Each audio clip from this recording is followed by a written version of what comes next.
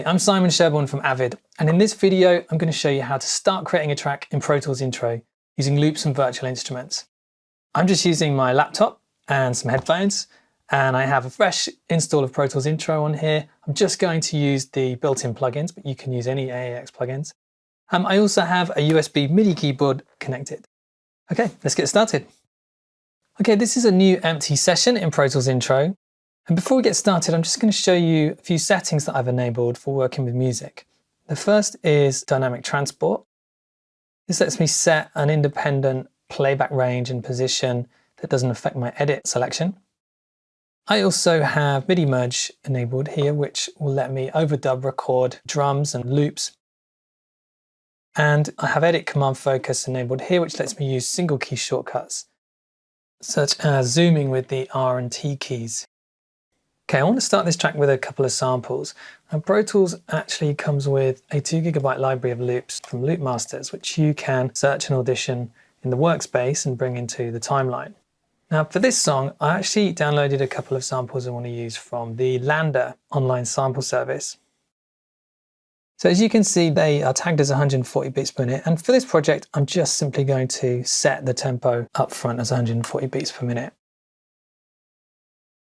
The quickest way for me to bring these in is to just drag them in.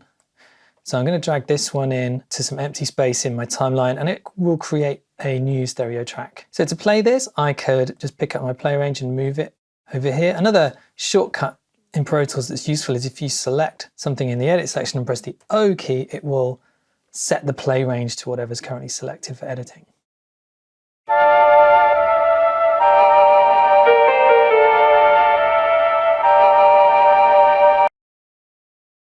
Okay, that's a little bit loud, so I'm actually just going to bring that down using the clip gain button.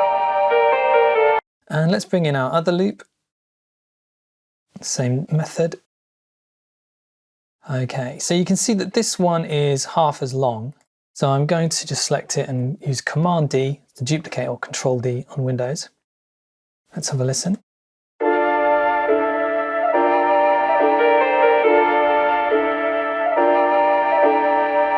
Okay, so I think what I want to do for this project is I want to start with that second loop and then introduce this one after 4 bars.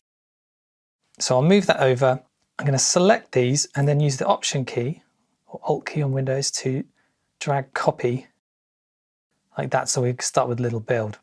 This transition here, I have an idea to make it more interesting by using a tape stop effect, just to grab attention right at the beginning of the track. So what I'm going to do is just select this last beat and go to my Audio Suite menu, which are my clip-based effects. Let's go to Pitch Shift, Verify. And the default setting in here is to slow down to stop fitting the selection. So if I just click Render, we should get the tape stop effect.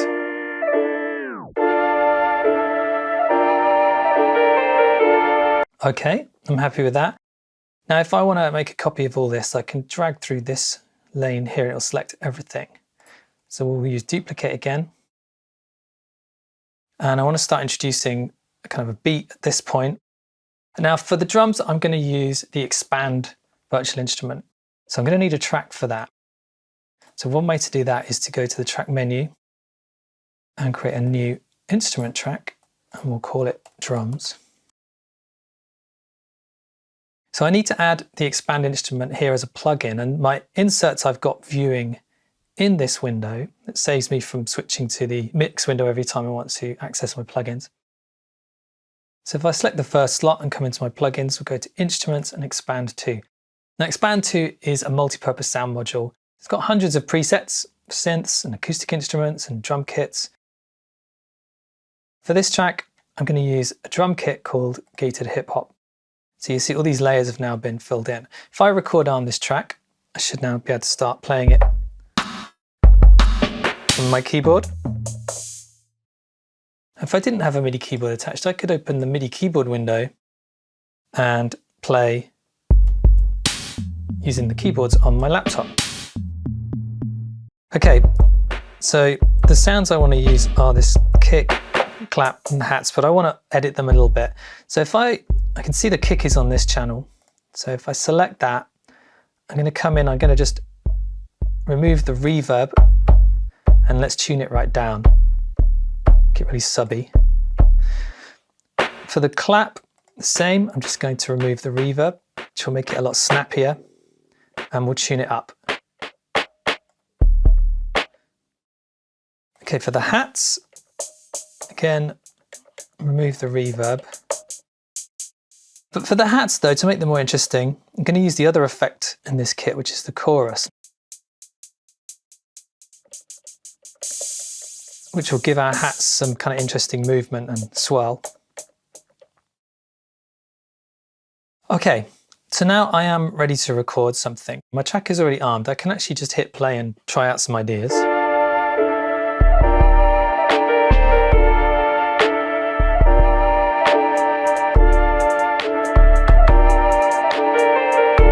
Okay, and when I'm ready, I can just hit F12 on the keyboard and Pro Tools will start recording.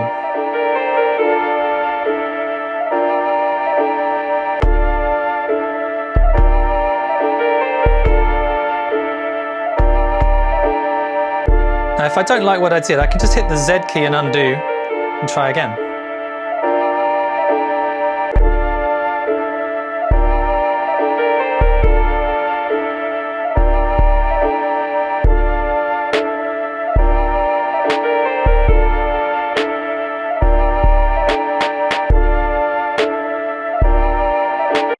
Okay, there's something to start with then.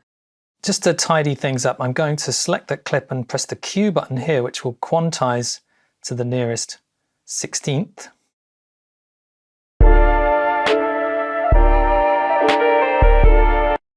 And if I need to make further adjustments, like that snare is off, I can double click this clip and open the MIDI editor. So this snare is actually late. I'm going to bring that forward. And I actually want to bring this kick here.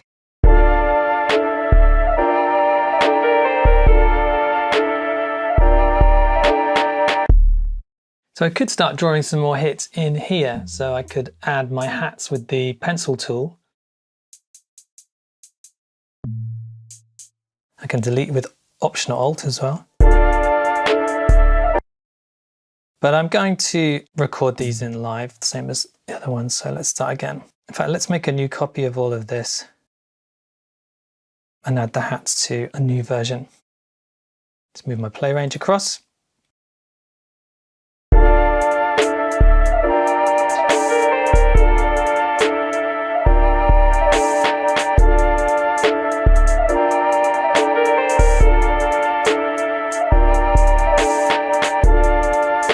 Okay, sounds good. I will quantize this again.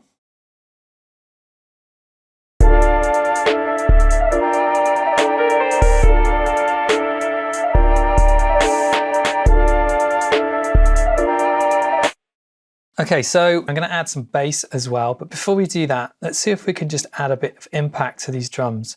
So I'm going to come over to my inserts again and head for the harmonic plugins, which will add some character. Let's go with lo-fi. So lo-fi, I should just be able to add some distortion here. Instantly thicken up those drums. I'm also going to add a little bit of EQ just to filter this off.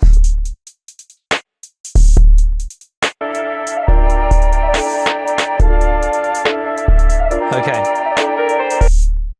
So now we want another instrument track. The quickest way for me to do that would be to double click here to create another instrument track. And we're going to go again to expand. Now this time we want a nice sub bass sound. Let's just arm this track. So I'm going to head for the synth basses and for a patch called Dynamics. That's a really good place to start. With a bit of tweaking, I can give it some attack.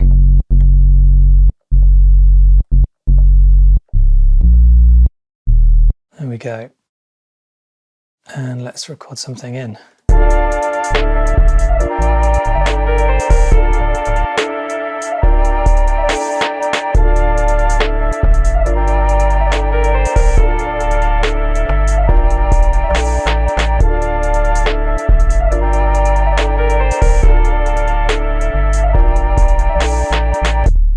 Okay, it sounds pretty close, but let's quantize it to be sure.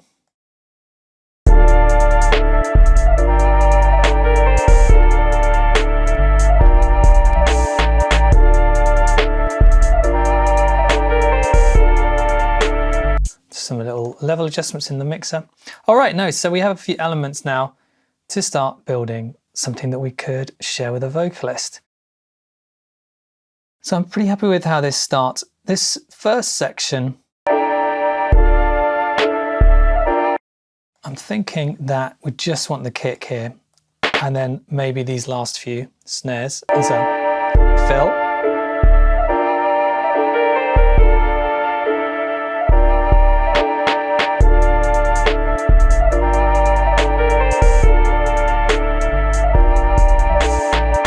So then everything comes in here. Now let's drop it down for a section here where we can imagine that a vocalist is going to come in. And I think we'll just remove this clip here. And let's take the hats out for the first 4 bars. And we'll go again. But this time, actually, I want to bring the hats back in here. So I will option drag the full beat version there. And then we'll come back in with the whole beat here. And let's do the same for another verse. Let's see what that sounds like.